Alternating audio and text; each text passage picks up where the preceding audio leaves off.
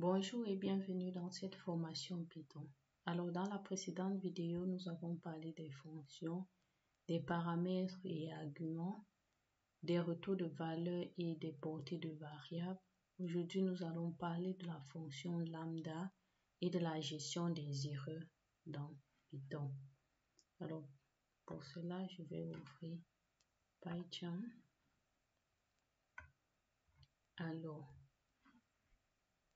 on ouvre notre fichier Python.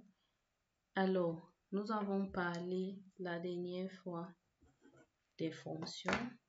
Nous avons vu la syntaxe def, nom de la fonction, entre parenthèses paramètres, 2 points à la ligne. On fait corps de la fonction et return. Ici bien, vous laissez l'espace avec tabulation. Alors, nous avons utilisé la fonction, nous avons parlé de la portée des variables. Les variables ne pouvaient s'utiliser que dans la fonction. Aujourd'hui, nous allons parler des fonctions lambda. Alors, fonction lambda. C'est quoi une fonction lambda? Une fonction lambda est une fonction anonyme qui permet de contenir une seule expression. Elle est utilisée pour écrire des fonctions courtes et simples. Alors, je vous mets la syntaxe de la fonction lambda. 2 points, on a lambda. On commence par lambda. On a argument qui peut être au pluriel. On a le 2 points et puis on a notre expression. Alors, on va faire un exemple. On va calculer la surface d'un carré. Donc, je fais ça, surface carré. Alors, la surface d'un carré, on va commencer par lambda. Alors, comme argument, pour la surface d'un carré, on a besoin juste d'un argument, c'est-à-dire le côté. Alors, je vais prendre A, 2 points. Quelle est l'expression? A au carré. Et puis, c'est tout. On a bien lambda, l'argument, et puis on a l'expression. Alors, je vais faire un print. Surface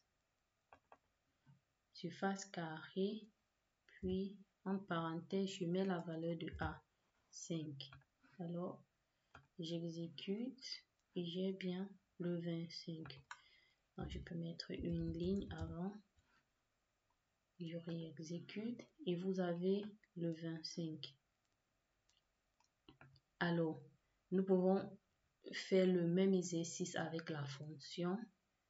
Alors, je fais def.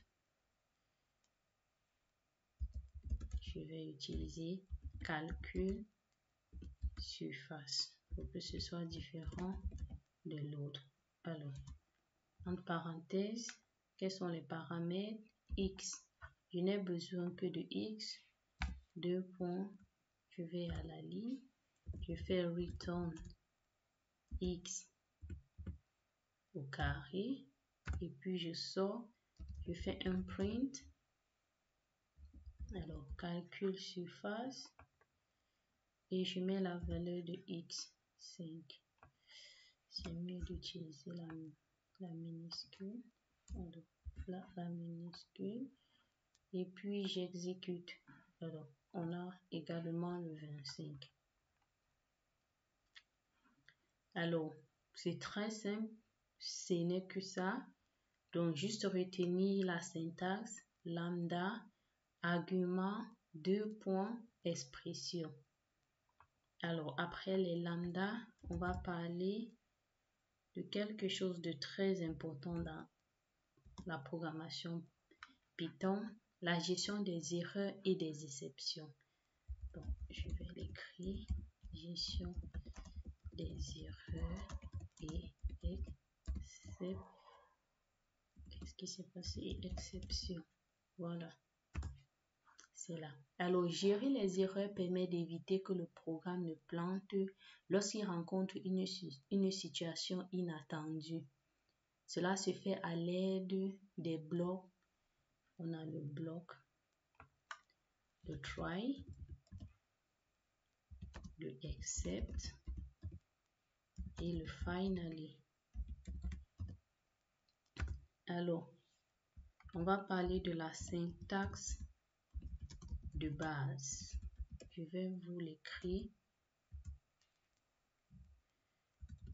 Alors, je prends les commentaires multilignes.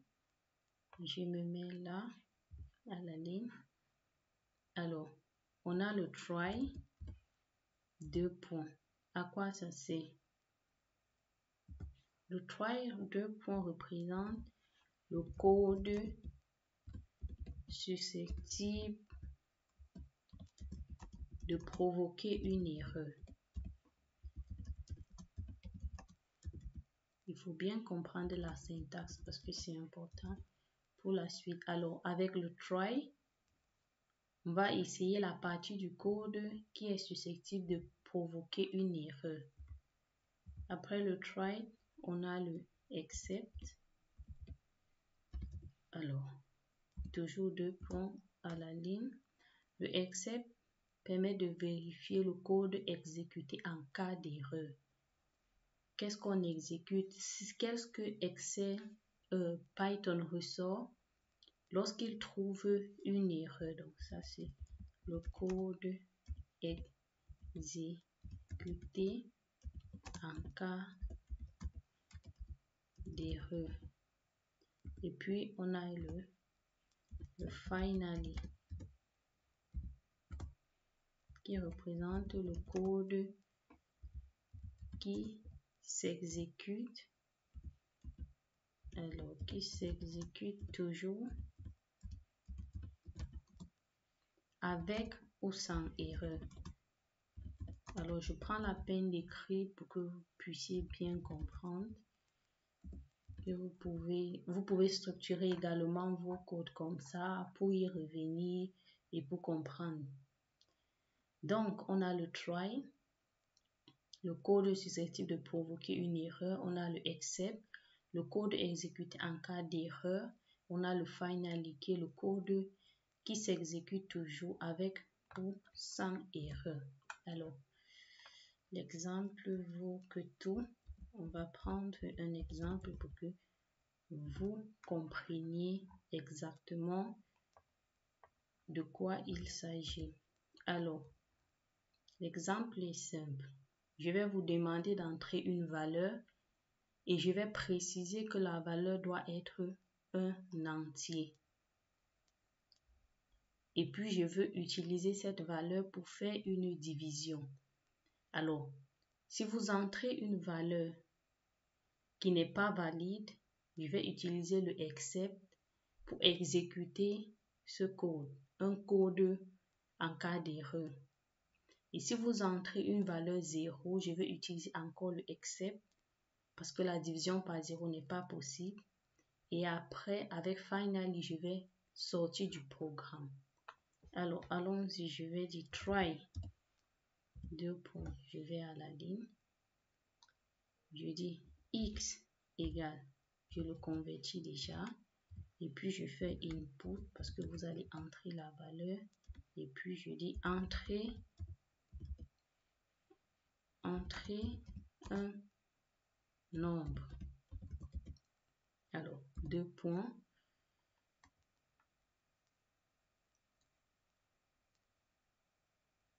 Je vais à la ligne. Alors, je dis résultat égal à 10 divisé par x, c'est-à-dire la valeur que vous entrez. Et puis, je vais lui faire un print résultat. Alors, sinon, je vais utiliser le except. Premier except, c'est pour gérer le cas où vous n'entrez pas un entier. Alors, si vous n'entrez pas un entier, il va vous faire un print, erreur, 2 points. Alors, je vais dire, vous devez entrer un entier. Alors, je vais encore gérer un except. Je vais dire 2 points. Je dis, je donne le nom 0, c'est-à-dire 0 division error. Donc, si vous entrez 0,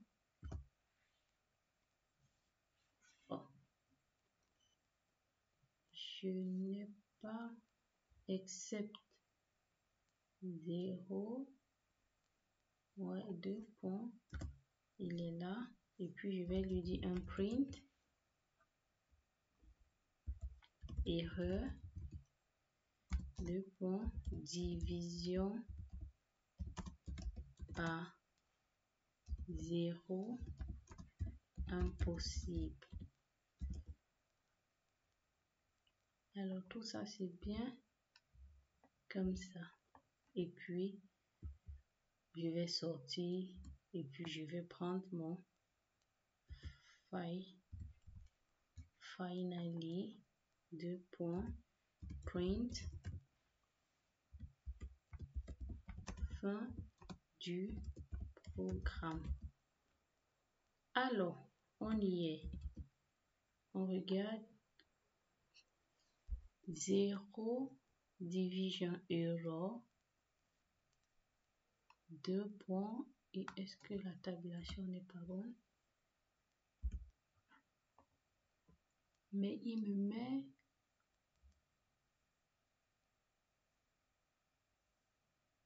il dit except must be the last. Ok, on va copier ce code, on va le coller là.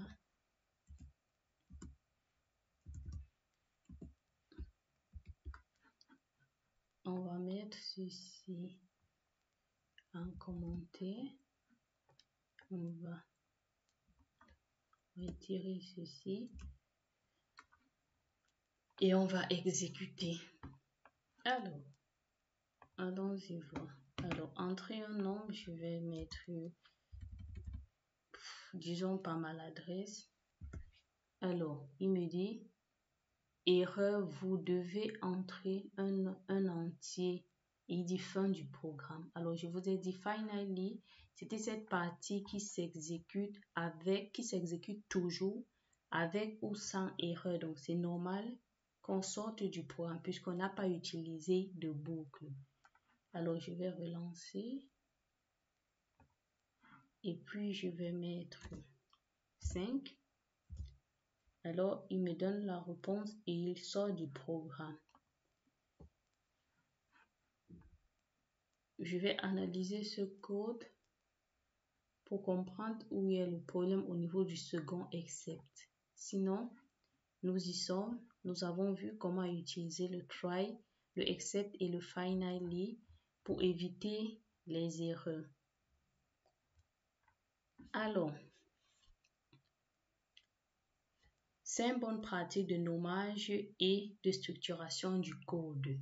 On a vu qu'il fallait nommer les fonctions, utiliser les noms explicites décrivant l'objectif de la fonction. On a utilisé des multiplications, des surfaces, des calculs de surface, ce qui est intuitif. Les noms doivent être décrits en snake case, c'est-à-dire minuscules avec des underscores, comme ici, tout en minuscules. Et entre les deux, j'ai utilisé un underscore. Alors, il faut découper des fonctions en petites fonctions. Donc, si vous avez une fonction qui est assez volumineuse, il est important de les découper en petites fonctions. On verra ça plus tard. Alors, il faut documenter vos fonctions. On l'a vu, utiliser les commentaires mono ou multiligne, parce que si vous revenez, vous pouvez facilement lire, facilement comprendre, syntaxe de base, gestion des erreurs, fonction lambda, syntaxe. Donc, il faut documenter, c'est important.